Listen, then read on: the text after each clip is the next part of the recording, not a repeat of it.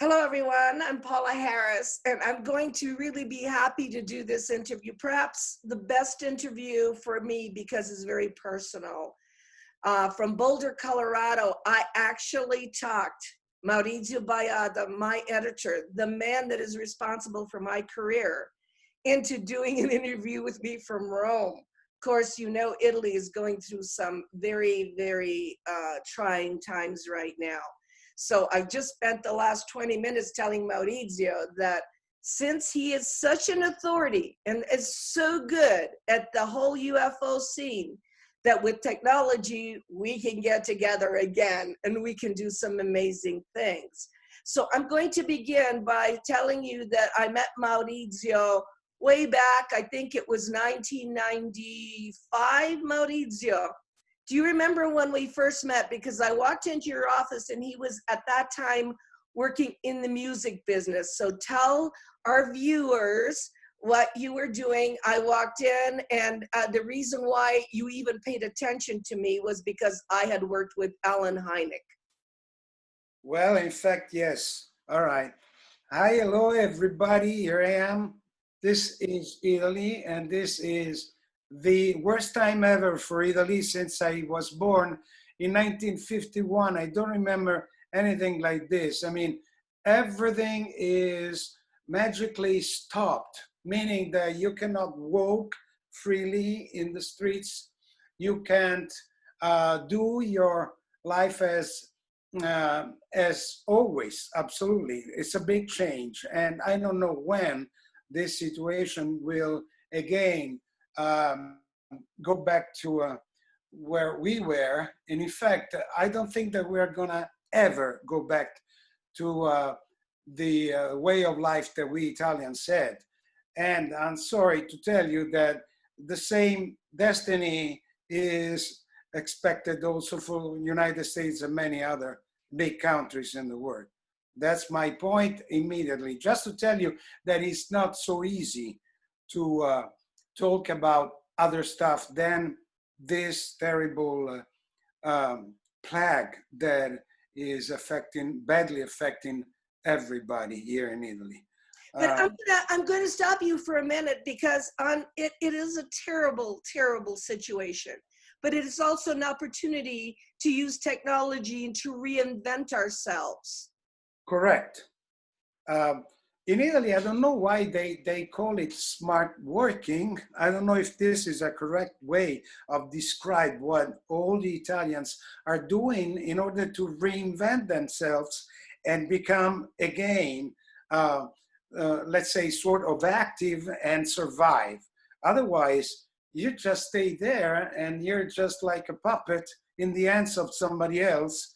And I don't want to get into a point of, they call it conspiracy tendency that unfortunately, naturally I do have, I want to forget it for a second. Yeah, but I have to tell the viewers that the reason why is because in those days when I was working with Maurizio, we would be putting out a magazine called Notiziario UFO or Dossier Alieni, and it was conspiracy and counterculture. What you call you remember the time that we met the first time, and it is correct. I was working within a company and the main interest of that company was managing a big Italian rock band. But I told... tell the world that the rock band is Pooh. Yeah, Pooh. Very, very, the Pooh, which are still around, yes. Like Winnie the Pooh. Italian rock band, yeah, very famous all over the world. All right, I proposed to my partners to open the home video field because my main interest was in UFOs, and I wanted to grab the best documentaries that I was able to find in the markets, in the home video markets. So I went to Cannes and the United States at Cinetex in Las Vegas, and I introduced myself as an expert in UFOs. In fact, I wasn't, not too much, but I told them that Italy was a great place to start distributing video documentaries about UFOs. That's why we met, because uh, in fact, that guy Pinot, he told me that that you were very good, that you were real an important personality as far as the historic um, field of ufology, because all your past with Alan Hynek and the other great personalities. So for me, it was great to meeting you. And we start working together immediately, because the idea was, let's go with the magazines immediately. And that's what I've done. 2 magazines, then an encyclopedia, then what else? Then the videos, then TV shows, and in And you were also, 1991, Maurizio, you were also the one to bring the alien autopsy to the eye, remember? exactly what I was saying. Yeah. 1995, May 1995, the autopsy, yeah, the Yeah, autopsy. this is it. This is the magazine, you people, that believe it or not, we were the first, but it wasn't because Maurizio was just the editor. Maurizio is a researcher, and he knew Ray Santilli, and he Yeah, talked to Ray Santilli. I met Ray Santilli several times. The first time was in Cannes, I believe was in March 95, and was a kind of a very strange occurrence, because Santilli, to me, appeared as he didn't know anything at all about ufology and ufologists and the history of the UFO phenomenon. But he convinced me that he really had those bunch of canisters containing the original prints. He did so. He And he, convinced. and he convinced you because at that time, nobody was threatening him. The world didn't come after him. And he really believed that what he had was real.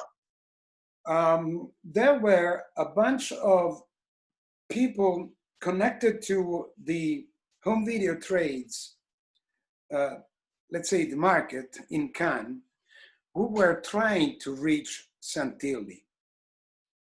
And a couple of them asked me if they could join me during that meeting. And Santilli was adamant, forget it, it will be just the two of us, between you and me at the Martinez, at the hotel. And that is the point. He told me this will be the story, such an important story as. Stop for a minute. Stop, because we have to edit out this phone. Hang on. Hang on. I don't know what to do about this one.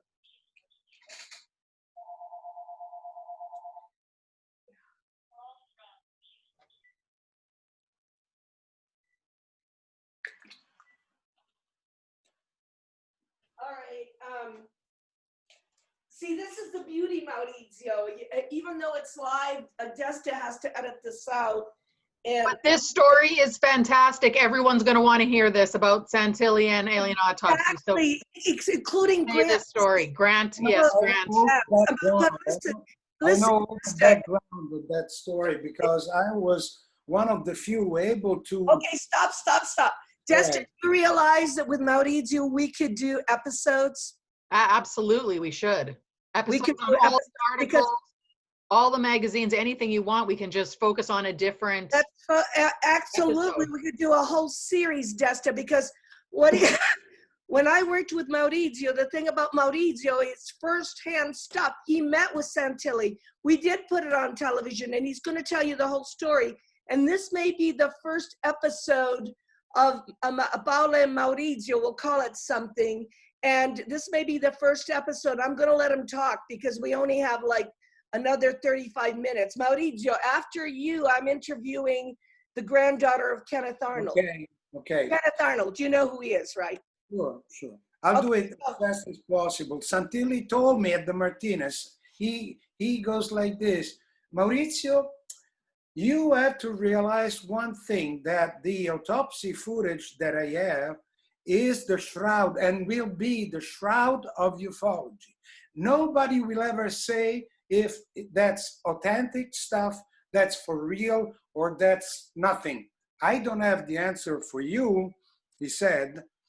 And so I bought it. I mean, I came back, I went back to Italy and I said to the big boss of Rai Due, the most Television. important TV station in Italy, that we had a great scoop. And that thing started everything. In no time, I went back to London. I met again a couple of times Santilli, and I saw the first, no, I saw the second autopsy, the one that was never, ever released by Santilli. Meaning,